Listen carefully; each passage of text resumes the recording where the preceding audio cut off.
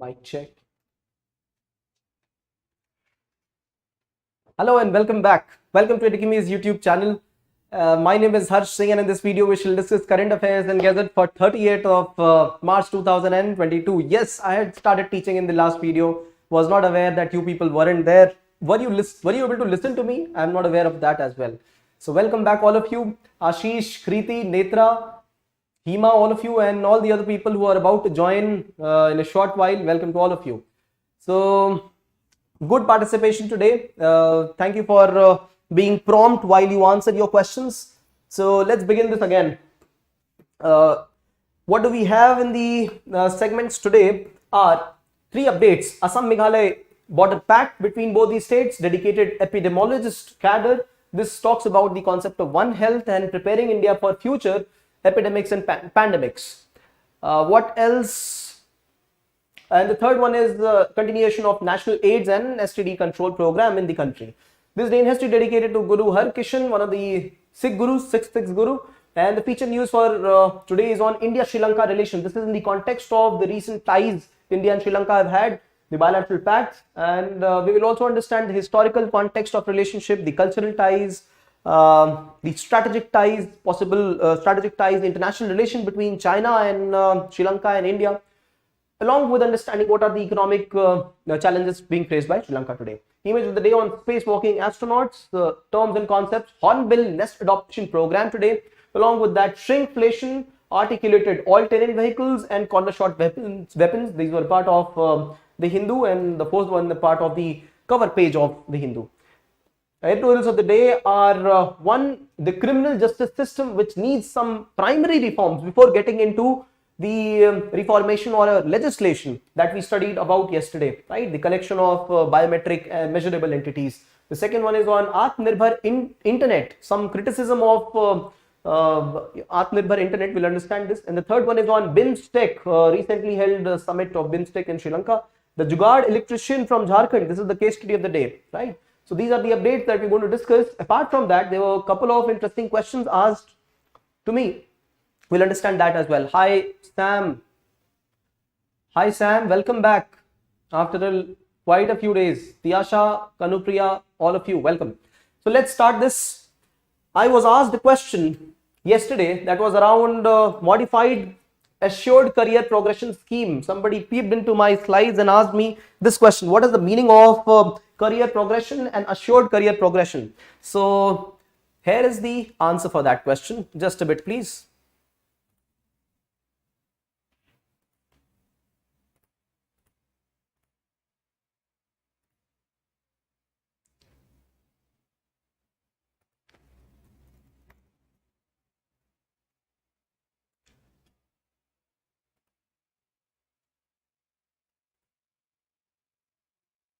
Yes.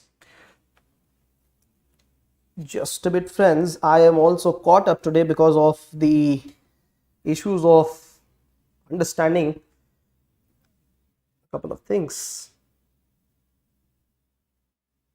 Yes. All right. So the career progression. See, anybody getting into a job, any employment, look forward to progression in their career. And this is because they gain expertise, they gain a number of years of service, they want a better perks and pay, and also better status in the society, right? Now, there are times when there are many people eligible and they're all worthy of getting promoted. However, the positions are not as many. And this is the reason that government provides assured career progression in that case. Assured career progression. After a minimum number of days, it is assured that you will become a rank better than your previous rank. So, for example, in the armed forces, let's talk about police. If you are a DSP, you would be promoted to ASP in a matter of 10 years. If you are the rank of DSP through IPS, you would be promoted to the rank of ASP within a year, and within 2 more years, you would be promoted to the rank of SP. Right? So total 3 years of promotion. This is assured career progression. Despite of the number of job vacancies available, you would be promoted. Everybody would be promoted. Right? So this is called as assured career progression. Right? On the other hand, there is something called as modified assured career progression scheme. Right? So this modified career progression scheme was given to some, some cadres of officers in the armed forces. So officers, and the career progression scheme was meant for everybody else, right? Everybody else, the other ranks or the junior commissioned officers in the armed forces, and for the commissioned officers, right, it was modified a career progression scheme. So this modified career progression scheme, which was a part of the pay commission, this had more perks. This is where the people, the other ranks and those JCOs who had retired, they had opposed the modified assured career progression scheme, saying that there are faster promotions available for the officer cadre and there are lesser promotion available for the other rank people, right? So this is where the pension also gets reduced for the people who are a part of the general assured career progression. So this is the difference between both of them. All right. All right, let's get back to the second one. The second update is about the bank strike. You remember just a few days back there was a bank strike. So what is the reason for a strike like this to happen, right? Why do people strike? And interestingly, this was a part of the Hindu. I have picked up these slides from Hindu itself, and there were four graphs here attached to it. Very interesting graph. And one of our students had asked, one of them watched offline, they had asked me a question, a very interesting question based on the workforce, right? If you see the right hand side graph, right, the blue lines indicate the number of employees in public sector banks. The number of clerks has decreased from 3.5 to 2.8 lakhs. The number of sub staff, right, additional ad hoc staff, peon staff, right, they have also reduced from 1.6 to 1 lakh. Right, and we are speaking from in the last 15 years, 2005 to 2021 onwards. But the officer cadre in public sector banks, right, POs and other managers, it has increased from 2.4 lakhs to 4 lakhs. See, there is a far more escalation in officers as compared to the clerks and sub staff. Why is it so?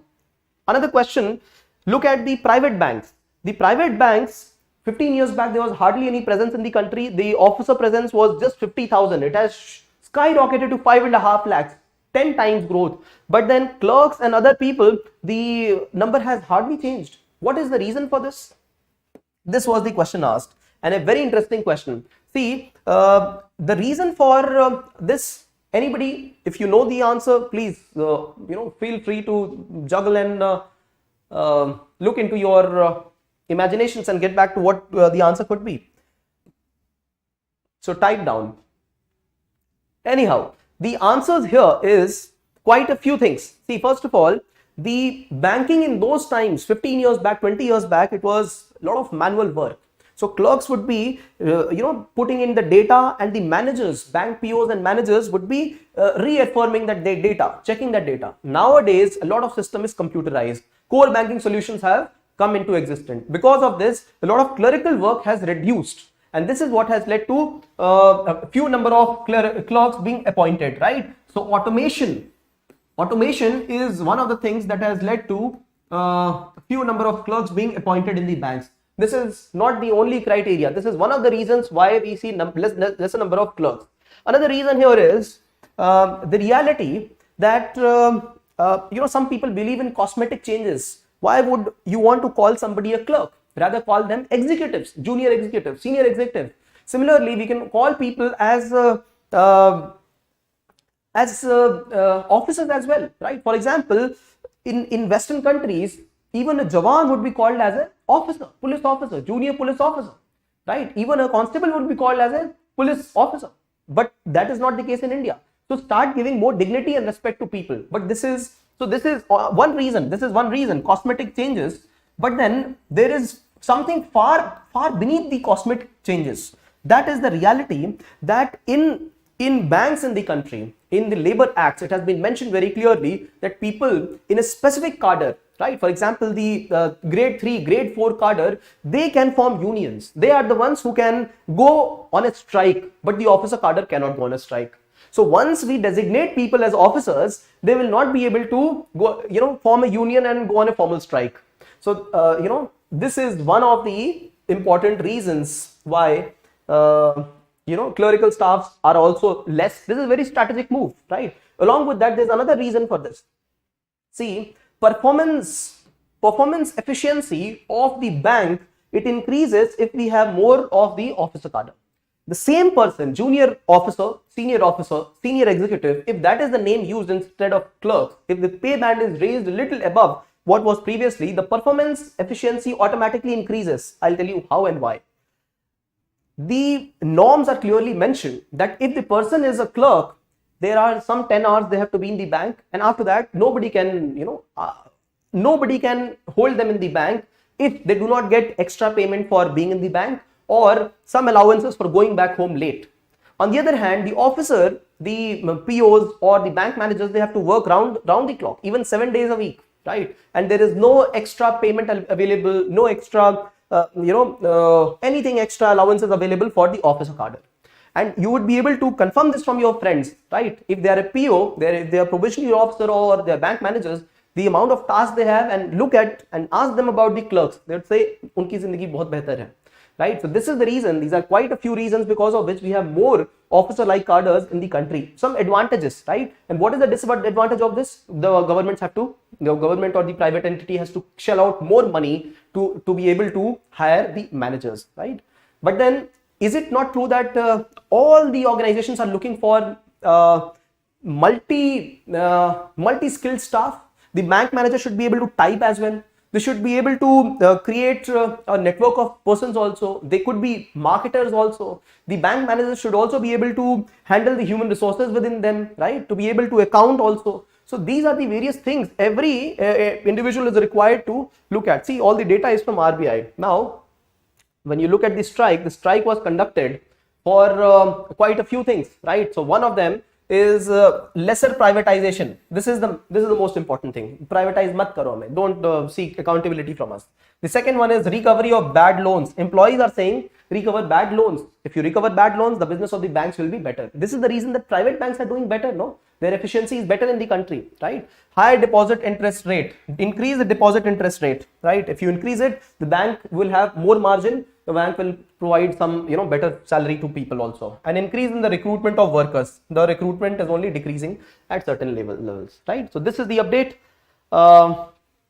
So the top heavy banks, computerization is one issue, specialized workforce requirement, right? Rather than generalized tasks, specialized work requirements. And then we have multitasking task force, keeping the unions away, performance efficiency, and cosmetic names, right? Along with that, there is a model called as maker, checker, reviewer model. See, whenever an item is created, for example, our gazette, whenever it is created, there are people who contribute to it.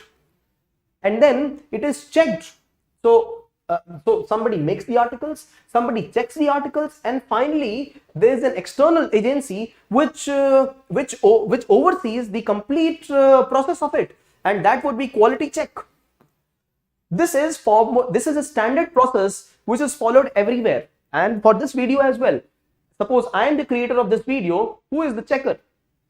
Who is the checker of this video? You people are the checker of the video, right? And then there is a quality check which is done because of surveys. When surveys are conducted, when somebody from the organization also or external agency looks at it. So this maker checker model is available at many places. Maker. Now in banking industry, the creator of the work was the clerk. The checker would be manager, right?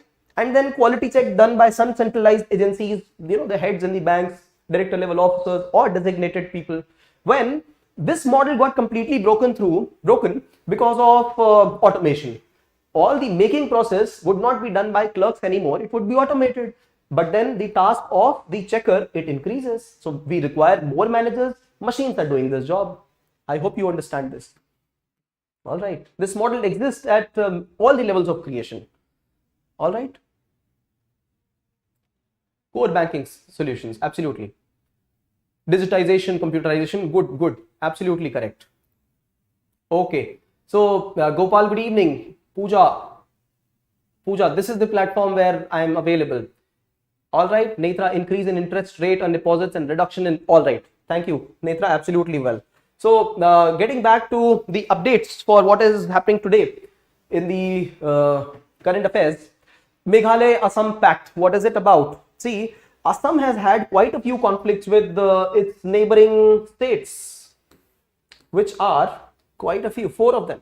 So some issues with Meghalaya, some issues with Arunachal, Nagaland, Mizoram, right? Only a few weeks back, we had seen a conflict between Assam and Mizoram, right? Along the border, where policemen were killed, where police personnel were killed, where civilians were killed, and there was an encroachment. This was all confusion. Assam officers went inside Mizoram territory, and then there was firing happening from both the ends, and this was not absolutely uncalled for. And this was a situation as if two countries would be waging war for territory.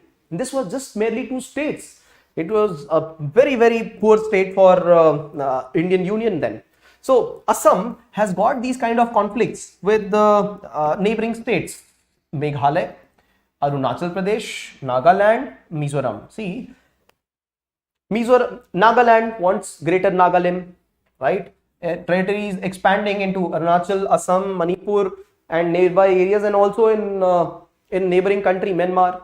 Similarly, Tripura seeks for Tripuri land, right? So all the states want greater area for themselves, but Assam is the one, the largest of the 7 sister states, from which many of the other states got formed, or some got amalgamated, right? So the current issue between Assam and Meghalaya is at around 13 places, and they have had a pact between themselves in which they will be able to clear out differences in 70% of the areas.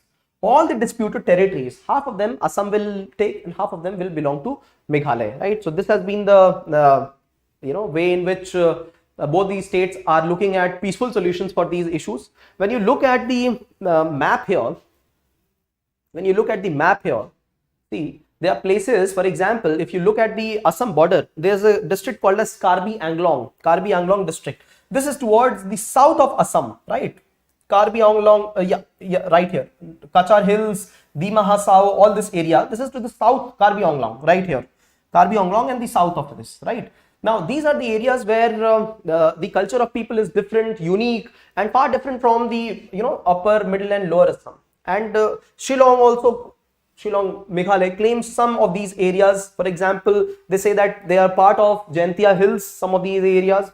Similarly, for example, the Kachar Hills, it claims that a part of Jaintia Hills. Similarly, Assam claims some parts of the Jaintia Hills because it was earlier during British's time a part of the Kamrup district. Kamrup, the Guwahati being the capital of, or the district center of Kamrup metropolitan. Right, Guwahati is only the capital, district capital, but then the Kamrup metropolitan is the name of the district, right? So they have had claims, into each other's territory. This cannot be resolved, but the border areas, they can be definitely exchanged. This is what these people are doing, and better late than never. They must resolve these conflicts. And what are the principles for resolving these conflicts? I'd ask this question.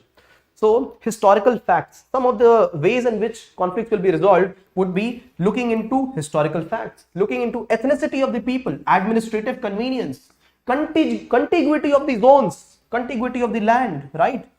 The sentiment and the mood of the people. These are the background on which there will be resolution. There have been committees formed, time and again, but then this is the essence. If you write this in the answer, everything else would be the periphery of the answer, right? 12 locations, and they're going to clear the disputes of 70% of the issues between these places. See, so Karbi Anglong region claimed by Meghalaya. Similarly, a part of Garo Hills claimed by Assam, right? See, we updated. Now, this is not Assam-Mizoram deal that we're talking of, but Assam and Mizoram also need a pact like this. All right. So, committee to resolve this, but there was no solution. So, why do we remember the names of such committees here? All right. Making it simpler. Please remember those points that I had mentioned, right? They're not written here, but they're written here. Just remember these 5 points. These are most important here, right? So give and take policy, 50 and 50 division of the best portions, all right, that they could take. All right. The second update is on dedicated epidemiologist cadre in the country. See, before we get into understanding why India wants epidemiology cadre in the country, let us quickly understand the meaning of epidemic, right? So epidemic, pandemic, and endemic. I hope you understand the difference now. Pandemic, pan matlab pura, everywhere, pan shaped. Pandemic, disease, presence throughout. So Africa, South America, North America, Europe, Asia, all of the places. Epidemic present suddenly at one place. So we see here some parts of South America, right? And then endemic, it is present at some areas only, but for a lot of time. Endemic, right? For example, dengue is endemic to Delhi. Chikungunya is endemic to Bihar, right? Epidemic spread suddenly over some area for sudden period of time, right? And pandemic spread suddenly, but then for the whole world, right? So when I picked it up from somewhere on internet, pandemic is a disease where there's sudden increase of cases spreading throughout several countries, continents, and the whole world, or the whole world. So WHO declares the pandemic sort of disease, right? So COVID virus was not a pandemic, right? It was boosting at certain places, but then it was declared as pandemic, I think, on 23rd of March 2020. Epidemic is when there is a sudden increase in cases spreading throughout that large population, a specific area. And then endemic is a constantly presence of a disease in a particular area. Do remember the difference, right? Now India is preparing for epidemic, right? Epidemic. So sudden spread of disease in the country, suddenly that happens, and how the country is able to tackle it, right? So dengue, chikungunya, swine flu, Zika, Nipah virus, COVID, they've all spread in the country at some point or the other. And this relates to the concept of One Health. My dear friends, how is it possible, Ashish, that you say you don't know it? Abhi to thoda smart guess bhi lagana hai. I find you guys really intelligent. I find that because of the kind of queries and kind of inquisitiveness, the answers that you provided. We have covered One Health as a feature news. We have covered this as updates quite a few times. Countries have met to resolve that One Health should be given priority. So for under One Health concept, see, if you see, India is one of the traders of marine products also, marine products, fisheries, and all the other marine products that we could export, right? India is one of the leaders there, and those products are not even getting exported because the countries around the world have resolved on curtailing the trade of certain items. For example, a bat ka soup to nahi piyenge, right? Similarly, trading in entities which are prohibited for trading, right? Those or what can spread diseases. That is what is required, and that is why Indian exports in marine products are not accelerating right now, and it's happening throughout the whole world. So concept of One Health means that the animal health, the plant health, and human health, all of them are interrelated. Zoonotic diseases, those diseases which can spread from animal to humans, right? They have increased with time. Nipah virus, swine flu, what are this? Right? The spread of vector-borne diseases, right? All of them are related to the health of human beings, interrelated with the health of plants or animals, right? So therefore, treating the whole ecosystem as one, human health as related to plant and animal health. So the government says that we are going to bank on specialist people who we will train, and they will be the epidemiologists in the country in the coming times. WHO has also said that COVID is one of the first pandemics in the 21st century, and there are many to come, right? Only after COVID subsides, we will see the way of other viruses or other bacteria, other pandemics around the world. So India must be prepared for this, and this is why the government has started to train people in medical field as epidemiologists, right? The training will happen in 3 phases. The first phase is to be able to study the disease, right? So there will be 3 projects. First month, training of understanding the disease. The second is another component, and the third one is looking after the ground level survey of whatever they have studied, right? So this is what are 3 components. There's also a 3x3 training, right? 3x3, where the people will be meeting for 3 days in 3 months for updation on any updates about the disease prevalence in the country, right? And there will be cadres created district wise. So this is the update here, a very important update for India getting prepared for future epidemics. See, if India does it, the whole Indian subcontinent does it. And if India does it, India can also create its own influence around the neighborhood countries, right? Only bigger nation can look at a vision like this, preparing, foreseeing what is going to come, right? So Ministry of Health has recently proposed to set up a cadre of frontline epidemiologists to counter future pandemics. Will Sri Lanka be able to do this right now? No. Going through basic crisis, food, right? Basic necessities, daily items, right? And will Nepal be able to handle this? Will Bangladesh? Will Pakistan? No. India can do it potentially. So this is what other countries will also follow, or they will learn from our country. We will learn more about this in India-Sri Lanka relations. So training programs in Rajasthan, Uttarakhand, Jammu Kashmir already started on this, and then they will select Arunachal, Andhra Pradesh also later, right? So zoonotic threats have increased with time. So यही keyword है ना, zoonotic threat. You have to use this word there. Epidemiology is the area of healthcare that deals with disease, understanding, distribution, control, presence, all of it throughout the particular place. So they will be trained. There will be an intelligence service, right? So while it is rolled out, there will be an intelligence service. It will be part of network where people are able to gauge the presence of a disease at a particular place, the availability of medication, the availability of medicines, health cadres, and this is how the disease management will take place. Also the presence of labs, right? So cadres will compose microbiologists, surveillance officers, paramedical staff, all of them together. A 3x3 frontline epidemiology training course, 3x3. That means 3 months they will meet once for 3 days. Along with that, they will also be trained on 3 concepts. As I mentioned, the first one will be basic concepts of what is epidemiology, study of disease and how to deal with them. The second one is to review the situation for surveillance, and the third, the task to identify a particular disease on the ground. So one, understanding the concept. The third one is looking at what is happening on the ground, and the second one is surveillance of review the situation of for surveillance, right? So being trained on not only medical but also information technology here. So this is a great achievement for a country like India. Foreseeing the problems.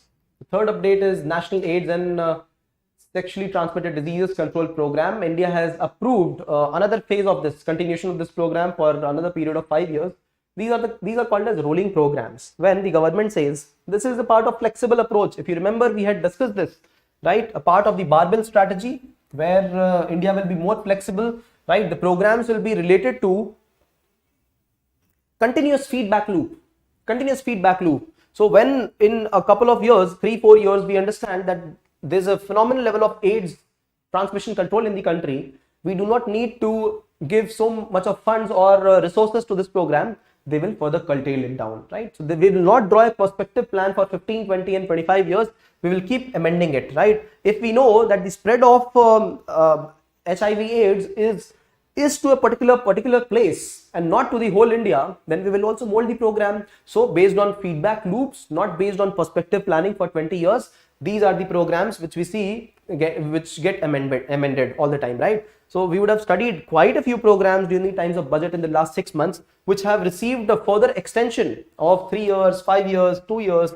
This is on the basis of how government sees how long this disease or issue can prevail in the country, and then further looking at further things. The budget can definitely be increased or curtailed depending on the yearly allocations, right? So this program again has got extension for 5 years.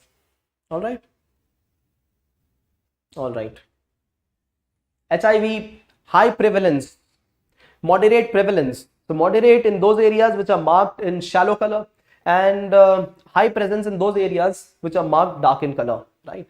Now, the prime reason you see more prevalence in southern states is not because the disease is prevalent only in those places.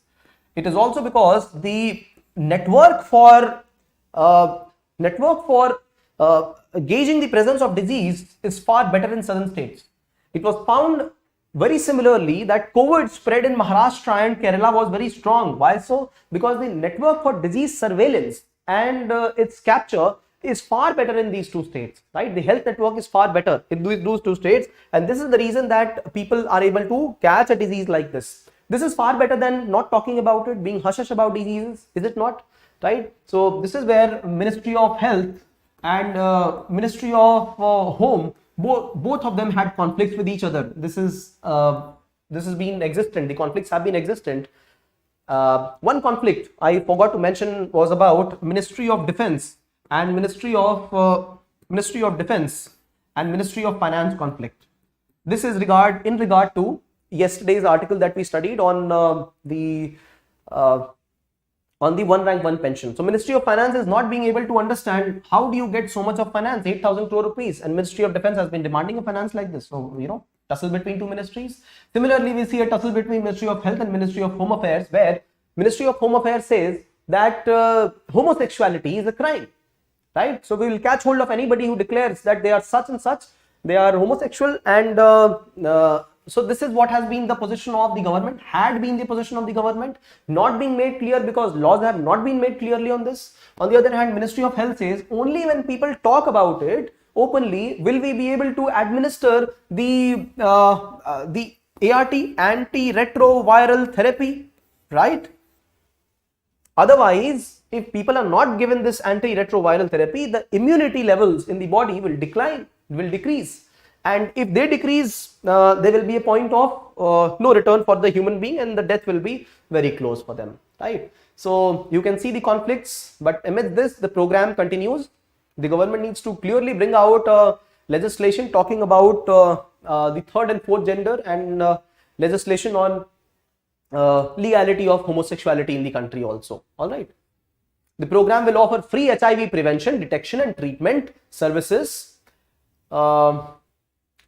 community settings to high risk, vulnerable and at risk populations without any stigma and discrimination, right? So this is where the program has come in the fifth stage. This started in the year in 1990s, and now this has become a community level program. So community level and better participation, better opening up of people.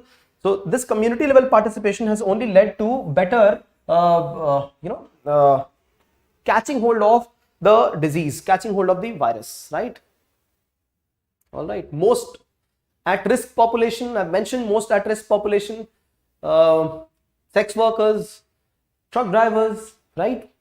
People who are not educated about this. Not only that, HIV AIDS can also be transmitted from mother to the child, right? While the mother is conceiving the child, this can also be transmitted because of infected blood being transmitted between people, right? So all this needs to be taken care of. The annual new HIV infection in India has declined 48% from the last 10 years. And this decline is very good as compared to the global average, right? Global average decline is 31%, and India decline has been far more. But still, the number of people infected in India, in Africa, they're quite high as compared to the developed world. All right. Mission Sampark, HIV AIDS Prevention Control Act, right? No discrimination between people who have HIV and who do not have HIV, right? छुआछूत नहीं है, नहीं फैलता है. So these things, making people aware is very much important. This is how people will become normal. We can't discriminate between people on this. So these are the three updates. What have you people been mentioning?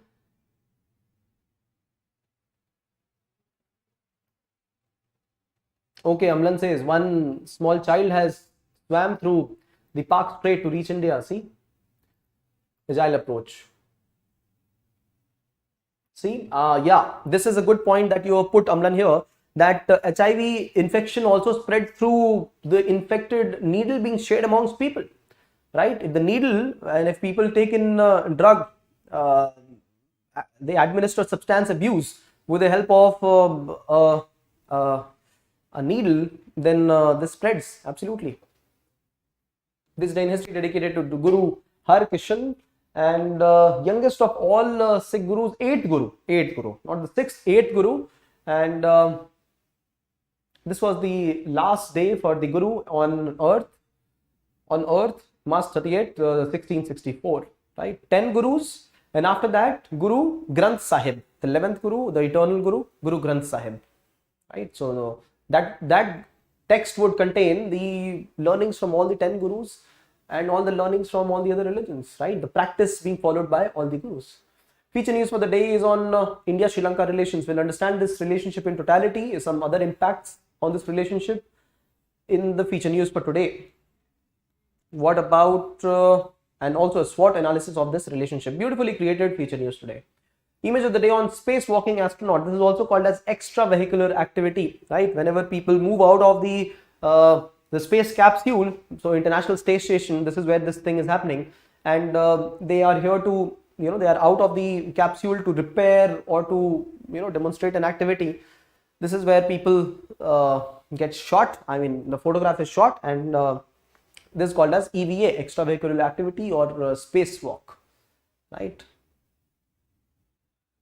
Terms for today: Hornbill Nest Adoption Program, vulnerable category bird, right? Presence in India as well. Hornbill is a very good indicator of the ecosystem. See, some of these species are very, very important, right? You look at the beak of hornbill, right? This pointed beak, right? So excavating the biota, the soil, transporting the seeds from one place to another. All the birds. That is the reason that bird species become very important. But hornbill in specific, look at the kind of beaks, right? So the hornbill also has got nests and vulnerable species, not critically endangered. But then these species are also being traded. They are being poached. A lot of issues happening. So that is why government initiated the Hornbill Nest Adoption Program. Right? And the people in these areas where hornbill is a celebrated bird, Nagaland and other areas, there people adopt the nests of hornbills, right? So hornbills tend to have 3 parents. What an interesting fact about hornbill. How? Let's understand. So program initiated 10 years back, and it has been 10 years of this program. That is why it was in news. All right. So Arunachal Pradesh, Nagaland, Nishi tribes are the ones which are the foster parents. They would adopt the nest of these hornbills. So the first parent would be the bird which has given birth to these small baby birds. The second, that is the first parent. The second parent are the Nishi tribes, and the third level of parenting is by the people who have helped, in having these kind of partnerships, right? So if you give a running cost, if you provide finances, aid, you also become people who have protected, right? So adoptive hornbill parents, three level of parenthood for these beautiful birds. Biggest achievement of the program has been that it has been able to fledge 73 hornbill chicks of 3 hornbill species, right? So being able to protect the birds, great community participation, people participation. So great initiative, protection of the bird species around the country. And they are also called as indicator of the health of the forest, seed dispersers, farmer of the forest, right? Because they disperse the seed, globally threatened by habitat loss, fragmentation and hunting. All right. Beautiful birds. I had thought that Amlan would comment something on this. The next update is shrinkflation. I ever wondered why the item remains same in size, right? But then not same in size, but small in size, but the price increases. This has happened to many entities around the world, right? So I have witnessed this with the tiger biscuit, right? Prices remain same, and then the item, it became shorter. It has happened with the shampoo packets, smaller packets. It has lately happened with Cadbury as well, right? I remember having purchased 10 rupee Cadbury would contain a lot of, chocolate in it. But right now 10 rupees hardly available in the market and turant khatam ho jata hai. So this is what is called as shrinkflation. The value of the item inflates, right? And therefore, instead of increasing the cost of the item, what we do is that we decrease the amount of item being sold, but the cost remains same. So usually what happens is, if say 10 gram of Cadbury, example 10 gram of Cadbury costs say 10 rupees. And if there is inflation, then 10 gram of Cadbury would cost say 5 rupees. So instead of delivering 10 gram of Cadbury at 20 rupees, if this is the inflation, double is the inflation, instead of delivering 10 gram of Cadbury at 20 rupees higher cost, what people do is they shrink the size of Cadbury and they make the price same, 10 rupee. So they would be delivering 5 gram of Cadbury at rupees 10. So size of Cadbury item decreases, but people purchasing power, they would be happy to purchase lesser product itself at the same cost. This is because there is also psychological tendency, psychological or maybe real tendency where affording capacity also gets hurt, right? People at one point of time, they would stop purchasing the item because the cost is higher. The cost is higher. Just simply because the cost is higher, not because the entity size is getting reduced, just because cost is higher. So to evade this, the companies, what they do is that they decrease the size of the item, the flavor remains same, the taste remains same, and they sell it. So they shrink the size of the item, and this is also because of inflation. So Tropicana juice, McVitie's, Cadbury, all of them victims. Who are they? All of us.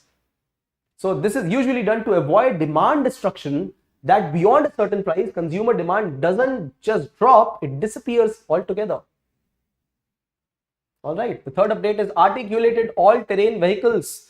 So this vehicle has got two parts, the front and the rear part, and these are all-terrain vehicles designated for movement in areas which are frequent snow, forested land, hilly terrain, undulated places, and India doesn't have this. India has initiated a tender to purchase these vehicles from the countries which have these kind of terrain. So Finland, France, Belgium, US armies, they have been contacted for this, right? Articulated all-terrain vehicles to be deployed in Ladakh and Kutch areas. All right, off-road mobility, twin cabin, tracked amphibious carriers, even in water, right?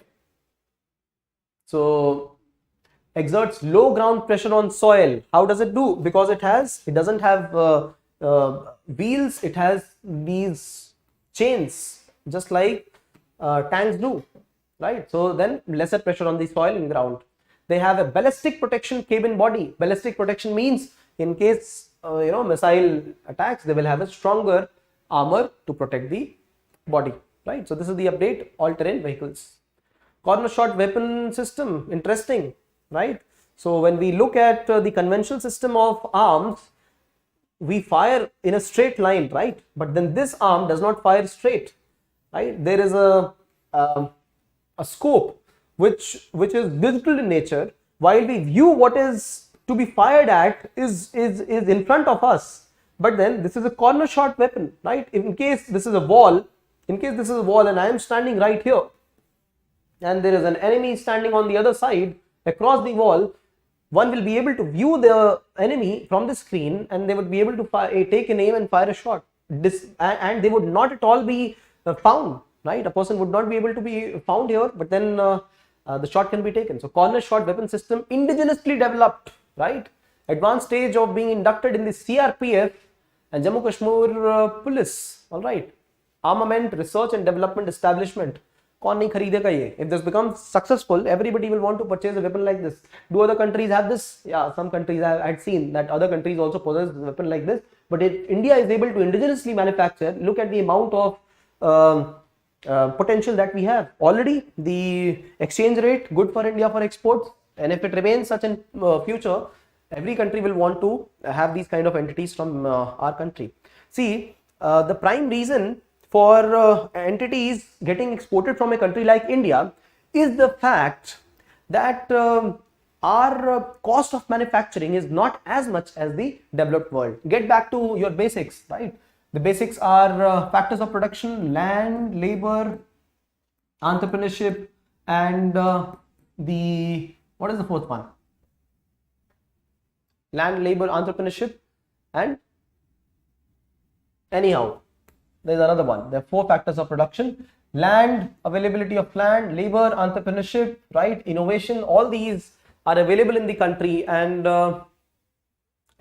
we provide a lot of good services at lower cost, right?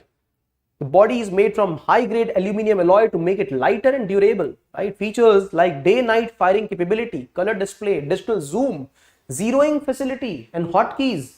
So many facilities in a machine like this, right? Indigenously designed and developed system, many superior facilities compared to contemporary international systems. So imagine zeroing facility, we zero in on the target, digital zoom, hotkeys, color display, Night firing capability as well. All right, good enough.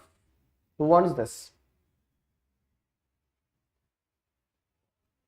Let's get on to the editorials now.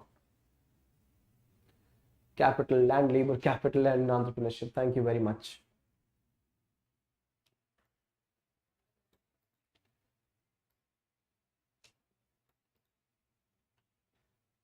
Yeah, Lay's chips is a great example of this. But what about Maggie? No. Maggie, they increase the price, no? They increase it to 12 rupees from 10. Right? So shrink, yeah, possibly they would have shrunk the size, but they've also inflated the rates.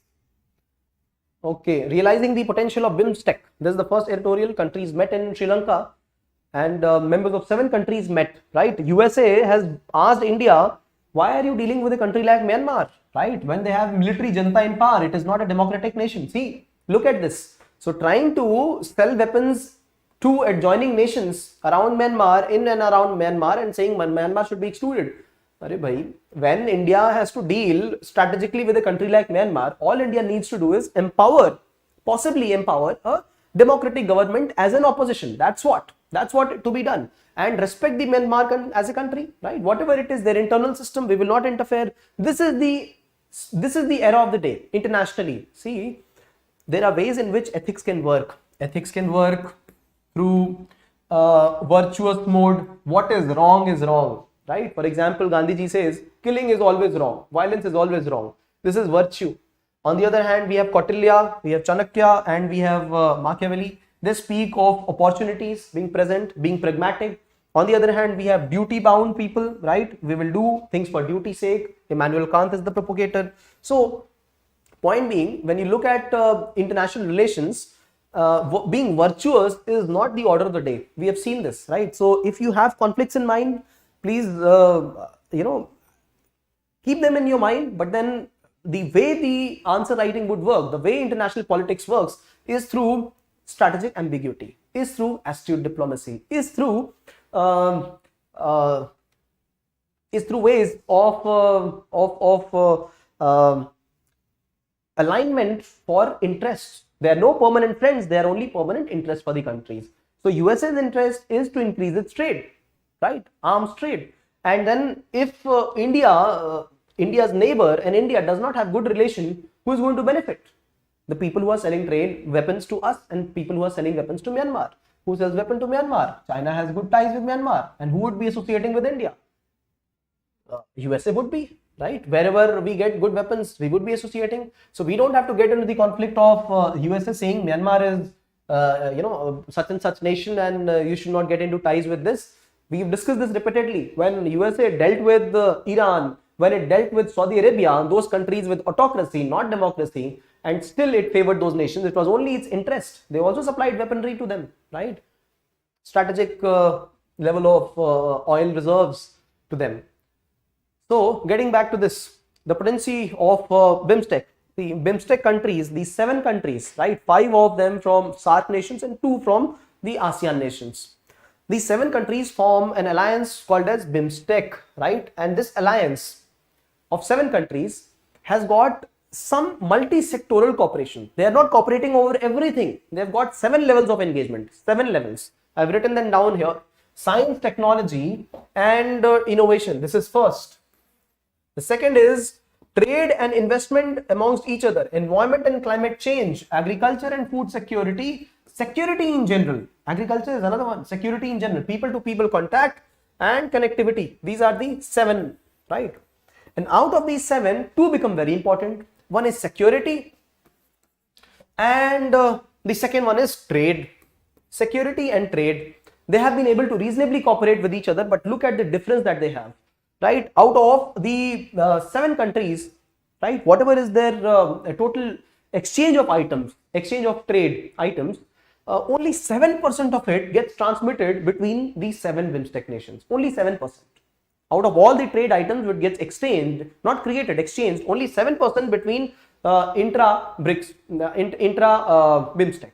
And when you look at ASEAN trade, the intra-ASEAN country trade is 23%. Oh bhai, kya? Very good.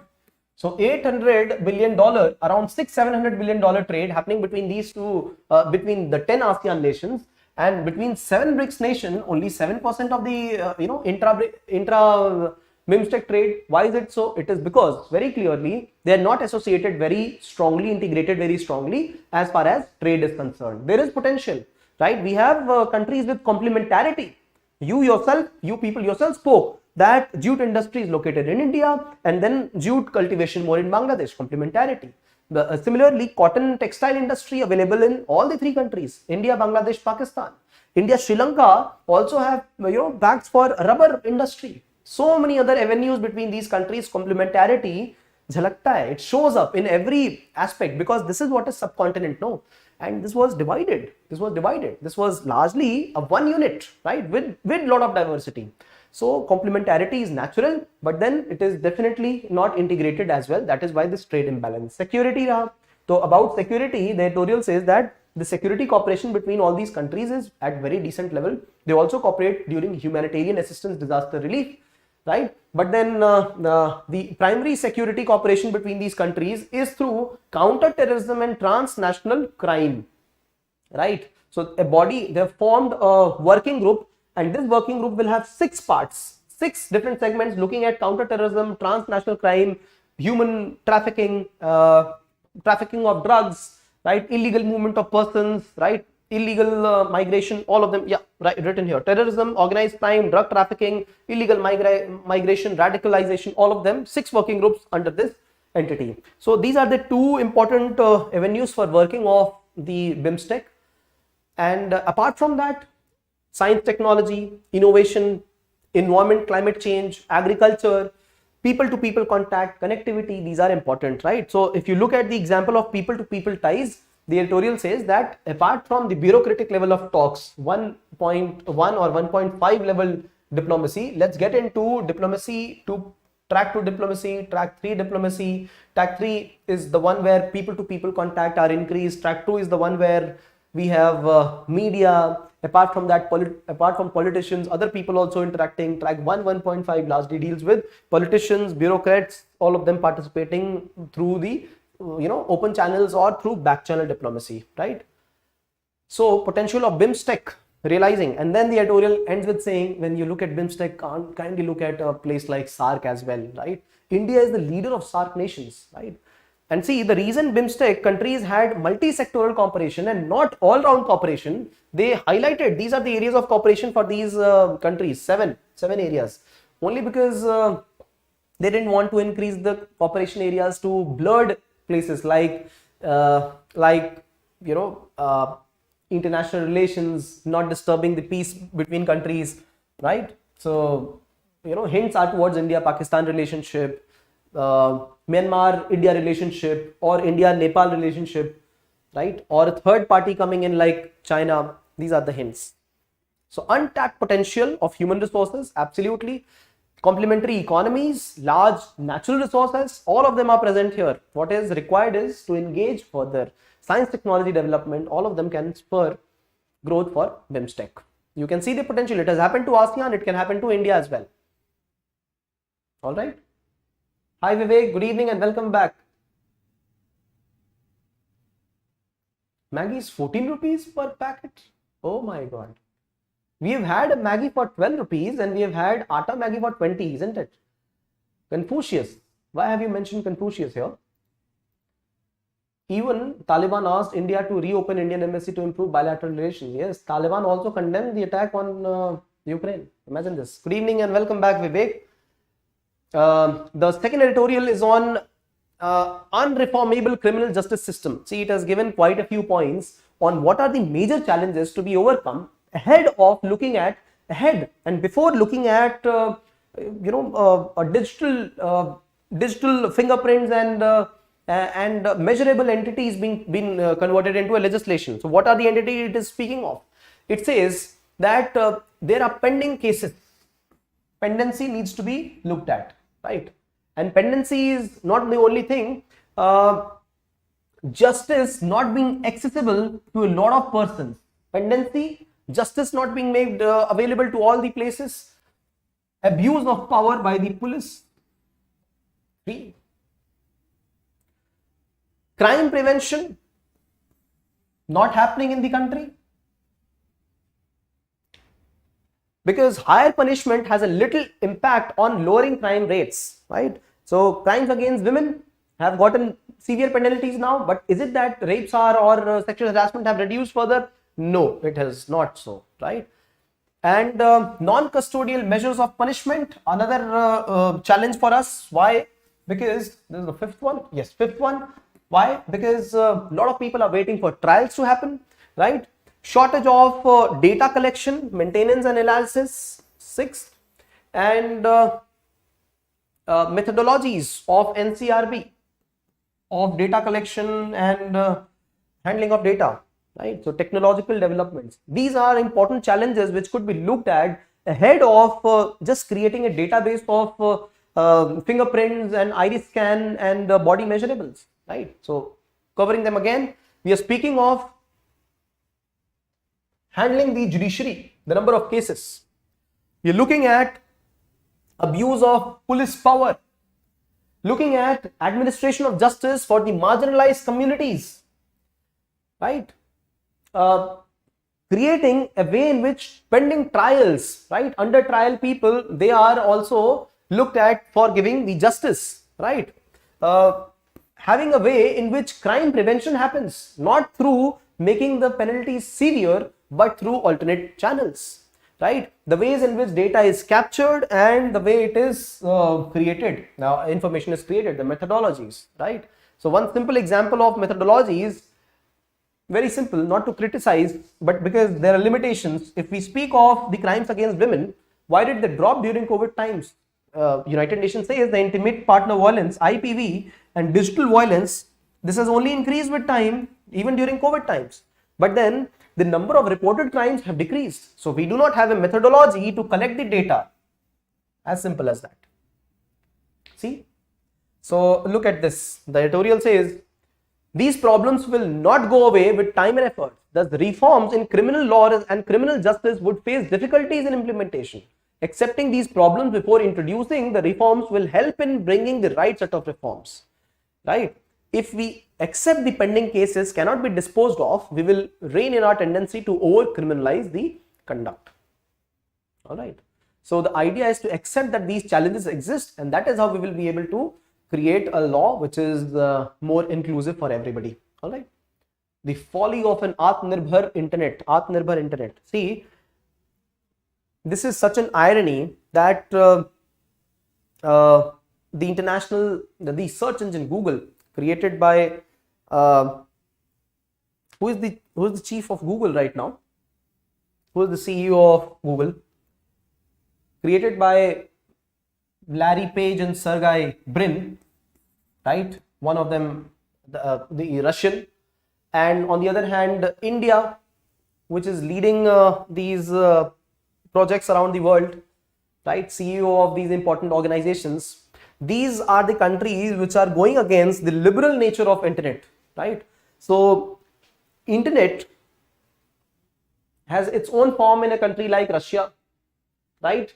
It has its own way in which it is increasing its domain of presence and possibly propaganda, that there was some level of mistreatment of Russians being met in eastern Ukraine, and that's how Russia invaded and tried to free the Russians there. So this was Russia's level of internet, and on the other hand, we had a global level of internet presence, right? In no way Ukraine or the global world, the free world, the way it criticized Russia over its attack. Now India has criticized the way the global media has looked at Russia. India has criticized that. This is what the editorial says. So what are we trying to do? You're trying to criticize the global media against Russia, but then are we not, why aren't we criticizing Russia on the way it is treating Ukraine? Sundar Pichai, thank you. So Chennai, a person from Tamil Nadu, being the CEO currently, and the person who is from Russia created these organizations. And now countries like Russia limiting it, India trying to indigenize localization of data and storing of data in India itself. So what we are trying to do is making internet also Atmanirbhar, self-dependent, creating our own ways in which we interpret information and create information. Russia is doing it. Possibly other countries are also trying to do this, right? So we are trying to regulate the big tech companies through mandates, through sovereign mandates, right? How good is it, right? So this is where the the editorial says there are two aspects of it. First, democracies must curb the media that is spreading misinformation and disinformation. I remember having clearly told you the difference between misinformation and disinformation. So this is to be protected. You can't regulate it at micro levels, right? By countries creating their own network of data. For example, China creating its own data. I just lately got to know that possibly in the Middle East also, UAE and other places, we cannot live transmit content. For example, possibly live chats on WhatsApp, live video calls cannot happen, something like this. China has its own level of data protection, right? Its own entities for data sharing. Similarly, Russia is creating its own. So we can't create these kind of entities. These are not global in nature because media is free. We are going, this is antithesis to what actually media stands for, which is what the article says. Internet by globally connected digital commons. This is a globally connected digital commons. So Atmanirbhar internet is only a fallacy in itself. And this is an irony that the person who is leading a company like this from India, and we are thinking of creating our own version of internet. So internet cannot be curtailed. What can definitely be curtailed is disinformation. This is how we should look at, right? So this is what the crux of this editorial is. The folly of an Atmanirbhar internet. Both the countries mandate major platforms to have several offices be physically located within the country to address government's complaint, and platforms are criminally liable to for content on the platform to comply with the rules. So Facebook, abhi to aaya tha kal parso, I will deal with this topic as well. Facebook being grilled over its algorithm, right, which would insinuate issues, right? Not only that, Twitter, have your offices here so that we are able to incriminate the officers in the country. So if they have committed problems, absolutely they must be incriminated. But then what has been the idea? How are we trying to regulate the big tech companies? Is it in favor of free media, or is it against disinformation, or is it trying to localize some issues of particular country's domain, right? For example, Russia's propaganda, right? So that's it. Moving ahead to the last section, that is the case study. Jugaad electrician. This electrician from Jharkhand has spent quite a few years, 18 years, to be able to create a small hydro energy plant for themselves. So 18 years of struggle, understanding how this works. Didn't get the first hand equipment, so used the second hand equipment from places around, and also used product that could be recycled, right? All the product that was discarded, and created hydropower for themselves in their village, right? 18 years of trial and error, and imagine that this gentleman has been able to create electricity through these small levels of innovation. Can you please tell me what is small hydro? What is the size of production of a small hydro power? All right. So now all the street lights and temple lights are lit with the electricity supply from Mehto's plant in the village. Oh, that's great. Right, bringing light to one village. All right. China uses Confucianism as soft power with Confucius Institute with all over the world, but itself follows Sun Tzu. Okay. Gopal says, sir, what is disinformation? Gopal, there is a prime difference between misinformation and disinformation. And the difference is this, that misinformation largely talks about a mistake, a mistake that happened incidentally, accidentally. It was not purposefully intended, and it can be corrected after giving a declaration that it was a mistake from their end. It was not purposeful. On the other hand, disinformation is a purposeful spread of some content that is not accurate, something that is not true, and this amounts to spreading fake news. So that is disinformation. So purposefully spreading disinformation is something that is not a part of international free media, and this is what must be checked, right? For example, Russia saying, see, we do not have ground level reality checks, but then if Russia says that the Russian people in eastern Ukraine were exploited, or there was genocide of them in the eastern Ukraine region, it must provide proof. So if they do not provide proof, this is a kind of story, a propaganda that they are spreading through localized, roles of internet, and this is not good. This is what the editorial points. Less than 25 megawatt. Thank you very much. Absolutely true. Last week, YouTube blocked Vion for 7 days for showing speech of Russian foreign minister. See, so this is where we see who should rule: big tech giants, or the sovereign countries, or the global association of leaders. Because these big tech giants also, if Facebook's, simple example, my friends, is Facebook algorithm, the Facebook promotion, what is it? It is all about gaining more finances, more market access. If you want to publicize anything on Facebook, you got to pay on Facebook ads. And if you want to publicize something on Google or YouTube, you again got to pay through your nose. A lot of money is paid, and then ads are targeted to the right traffic. And who is the consumer? The people who are viewing. We are spending time, and in due time, 10 years and 20 years, it will create a brand impression in our minds, right? This is how the companies, the online tech companies, are able to generate a lot of revenues for themselves. Hindu newspaper is not able to generate revenues from our purchasal of 10 rupee newspapers as much as it is able to generate through ads. Yeah, one small ad would cost ₹1 lakh, a small ad.